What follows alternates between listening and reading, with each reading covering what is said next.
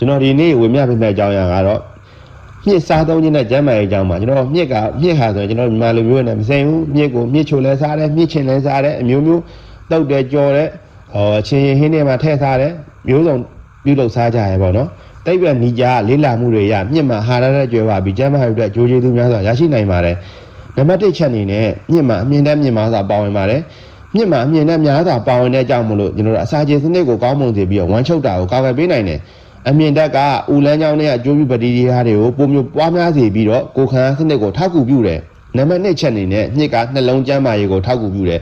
မြစ်မှာပိုတက်ဆီယမ်နဲ့ဖိုက်တိုစတေရောဓာတ်တွေပါဝင်တယ်ပိုတက်ဆီယမ်ဆိုရင်ကျွန်တော်တို့သွေးပေါင်ကိုထိန်းညှိပေးနိုင်ပြီးတော့ကြတော့ဖိုက်တိုစတေရောတွေဟာဆိုရင်ကိုလက်စထရောကိုလျှော့ချပေးနိုင်တယ်ဒါကြောင့်မြစ်ကိုစားသုံးပေးတာဟာနှလုံးရောဂါဖြစ်နိုင်ခြေကိုလျှော့ချပေးနိုင်ပါတယ်နောက်ကိုလေးချိန်ထိန်းညှိရမှာအထောက်ကူပြုခြင်းမြစ်ကကယ်လိုရီနည်းပြီးအမြင့်တက်များတဲ့အတွက်ဘိုက်ကိုမြန်ပြည့်စေတယ်နောက်ခါဆိုရင်မြန်ပြန်စားတာမျိုးကိုလည်းမဖြစ်စေဘူးဘိုက်စားတာမျိုးကိုမဖြစ်စေဘူးဒါကြောင့်ကိုလေးချိန်လျှော့ချသူတွေအတွက်တင့်တော်တဲ့အစားအစာတစ်ခုဖြစ်ပါတယ်နောက်က antioxidant ဂုဏ်သက်တွေရှိရဲ့မြစ်မှာphenolic acid လိုမျိုး antioxidant တွေပါဝင်နေတယ် antioxidant တွေဟာခန္ဓာကိုယ်ရဲ့ဆဲတွေကိုပျက်စီးစေတဲ့ free radical တွေကိုတိုက်ဖျက်ရမှာကာကွယ်ပေးနိုင်တယ်ဒီ free radical တွေဟာဆိုကျွန်တော်နာတာရေစီးကြို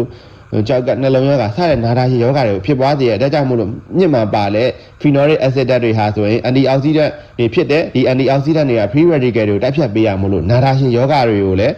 ဖြစ်ပွားနှုန်းကိုလည်းလျှော့ချပေးမှာအသေးကြပါပဲဟုတ်ပြီကျွန်တော်မြစ်ကိုကျမ်းမာရေးနဲ့ညီညွတ်တဲ့အစားအစာတစ်ခုဖြစ်ဖို့အရေးကြီးဆုံးချက်ကတော့ဘာလို့ရမလဲဆိုရင်မြစ်တွေကိုမချက်ပြုတ်ခင်မှာအစိတ်ဓာတ်ကိုလျှော့ချဖို့အတွက်ရေထဲမှာအနည်းဆုံး24နာရီစိမ်ထားသင့်တယ်မြစ်ထဲမှာပါဝင်တဲ့ဆန်တို့ဂျန်နဲ့ဂိုင်ကိုစိုက်ဓာတ်တွေဟာဆိုရင်ကျမ်းမာရေးနဲ့မညီညွတ်ဘူးဒီဓာတ်တွေထွက်သွားဖို့ဆိုရင်မြစ်ကိုကျွန်တော်တို့ကရေထဲမှာအနည်းဆုံး24နာရီခန့်စိမ်ထားသင့်တယ်ဒါမှသာဘိုက်နာတာဘိုက်အောက်နာတွေဖြစ်ပွားခြင်းကိုလျော့နှဲစေမှာဖြစ်ပါတယ်